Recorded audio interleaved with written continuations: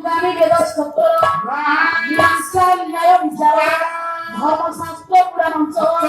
এতে বিদ্যা চতুর্দশ আইন বিদ্যা ধনুর্বিদ্যা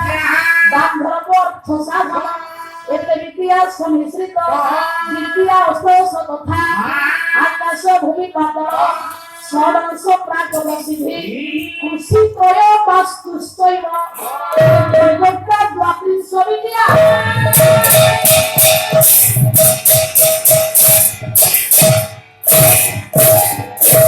অঙ্গানি বেদস্তর অঙ্গ হচ্ছে 6 বেদ হচ্ছে 4 10 অঙ্গানি বেদস্তর মীমাংসা ন্যায় বিচার ধর্মশাস্ত্র বেশি কি 14 আইন বিদ্যা ধনুর্বিদ্যা গান্ধর্ব বিদ্যা অর্থশাস্ত্র বেশি কি 18 আকাশ ভূমি পাতাল কেতে হলা 16 রস 21 কৃষি ত্রয় কৃষিকালীন বর্ষাকালীন শীতকালীন গ্রীষ্মকালীন 30 প্রবচন বিদ্যা বাস্তু বিদ্যা মিশিকি 32টা বিদ্যা কিন্তু অন্ধতা বিষয় 5টা অবিদ্যা নারী ঈশ্বর দেলা সেইଥିପାଇଁ ସଂସାରୀ ମାନ ଭିତରେ ରହି ମଧ୍ୟ ଭଗବାନଙ୍କୁ ଭଲ ପାଇବେ କେମିତି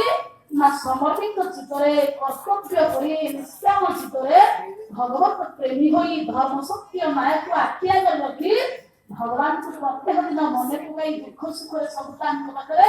ପଣ୍ଡିତ ବାଢିଲେ ପ୍ରଭୁ ଯାଇକି ଭଲ ପାଇବେ। ଆରେ ଦେଖନ୍ତୁ ମୁଁ କାହିଁ କହିଲି ପୁଅଟି ମନା କରୁଛି ବାପା ମୁଁ ବିବାହ କରିବି